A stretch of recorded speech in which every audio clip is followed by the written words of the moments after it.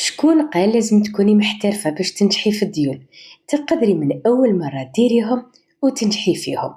اليوم إن شاء الله راح ندير لكم الديول 100% سميد، بلا سنيوة تاع نحاس، غير في المقلة وانتم درتوهم. يعني طريقة سهلة بسيطة وناجحة 1000000%. اليوم إن شاء الله راح ندير لكم قيس 2 كيسان تاع سميد، تتحصلوا على تزينة تاع ديول. أنا تحصلت على 10 حبات لكن كبار. هنا في التصوير ما بانت لكمش مليح، لكن هما في الحقيقة راهم كبار. خدمت بالمقلة الكبيرة.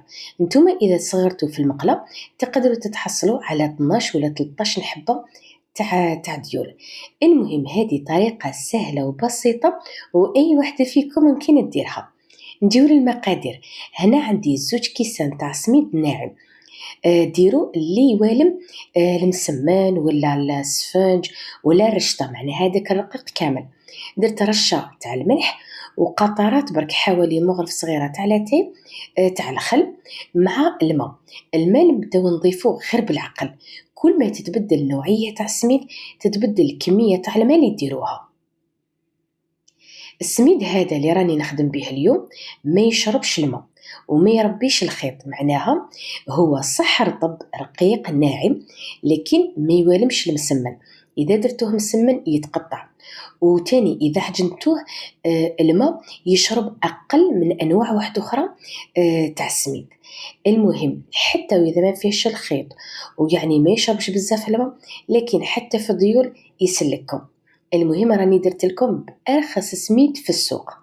هنا نبدا نضيف الماء بالتدريج، ما ديروش على خطره باش العجينه ما تبداش تتقطع من الاول وتعييكم. يعني تبداو تضيفوا غير بالعقل وتدخلوا هذاك الماء.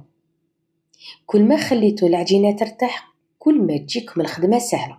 انا صراحه كنت مزروبه، كان لازم نكمل فيديو تاع ليه على هدي ما خليتهاش ترتاح، كنت قبالة نزيد الماء غير بالعقل. هنا تخلي كامل هذاك الكاس الاولاني. دوكا كي تبدا ترطب العجينه نبدا نخبطها غير من الفوق للتحت، من فوق للتحت. دوكا جبت الكاس الثاني، من الكاس الثاني راح نضيف ما يعادل اصبع، يعني ارتفاع اصبع. هذا مكان في هذه العجينه. نتوما تقدروا تروحوا حتى الكاس ونص اذا كانت نوعيه تاع السميد ديالكم تشرب الماء. انا جربت عده انواع تاع السميد، كاين اللي غير تخلوه يرتاح يطلق روحه، معناها ما تزيدولوش الماء. كاين اللي غير تخلوه يرتاح يخرج الماء الزايد ديالو ويولي لكم كيما الدويره كيلاستيك. يعني من نوع لنوع تاع السميد تتبدل النتيجه. هنا راني وريت لكم الكميه تاع الماء اللي دخلت لي. هنا بعد ما يعني خبطته غطيته بالساشي خليته شويه برك ارتاح. قيس ما كملت شغلي حوالي 4 ساعة هكذاك، وعاودت وليت ليه. هنا كنت سخنت قدرة درت فيها الماء، دوك تشوفوها درت الماء فيها يغلي وحطيت هاد المقلة من فوق. غير شفت المقلة سخنت نحيتها من القدرة هذيك ودرت فيها العجينة كيما راكم تشوف، يعني تدوروها بشكل عشوائي. وين تشوفوا بلاصة فارغة زيدوا لها شوية تاع العجين، وين تشوفوا بلاصة معمرة نحوا لها داك الزيت تاع العجين. المقلة راهي سخونة لكن ما تحرقكمش، يعني ما عندكم ما تخافوا. نعاودوا نردوا المقلة من فوق هذيك القدرة اللي فيها الماء يغلي، نخلو هاد الورقه تاع ديول حتى تنشف كما راكم تشوفونها. هي وحدها تبدا على الجناب شغل تنحى على المقله. اذا كانت عندكم نوعيه تاع مقله اللي تكون هابطه خير وخير، انا الله غالب هذا واش عندي. كي يكون يعني الارتفاع ديالها هابط كيما تاع لي خيب راح تجيكم الخدمه بزاف سهله. هنا كيما شفتوا نحيت كامل ورقات تاع ديول حطيتهم يعني في الطرشونه قباله. وهنا حبيت نوري لكم كي مثلا تكون عندكم ورقه تاع ديول زعما الاولى ما نجحت لكمش، ولا عندكم ورقه تاع ديول نشبها الهواء معناها تعرضت للريح بزاف، يعني نشفت ويبست ما ترموش هذاك الديول. فتوه في سنيوه دخلوه للكوشه على اقل درجه وخلوه بالعقل حتى يولي مقرمش. شوفوا هنا راني وريت لكم كمثال. كي يكون عندي مثلا ديول هكذا مفتتين، الحبه الاولى ولا الحبه الاخرى، اي حبه مثلا تقطعت لكم في المقله ما نجحت لكمش ما ترميوهاش.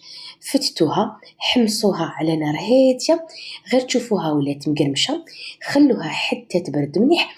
من بعد حطوا هذاك الديول المفتت في علبه ولا في كاش ساشي هكذا نقي، خلوه مثلا ترمدوا فيه الدجاج باش تقلوه، ترمدوا فيه كاش خبيزات حبيتوا ديروهم كيما لي بيني صالي، تحصلوا على شكل بزاف شباب الفوقه. المهم تقدروا تدخلوهم في بزاف وصفات. وهذا ديول كي تنحوهم من المقله للطرشون قبل غطيوهم، ودائما لازم تلاقيو الوجه مع القفا تاع خوه هكذا باش الورقات تاع الديول ديالكم ما يتلاصقوش.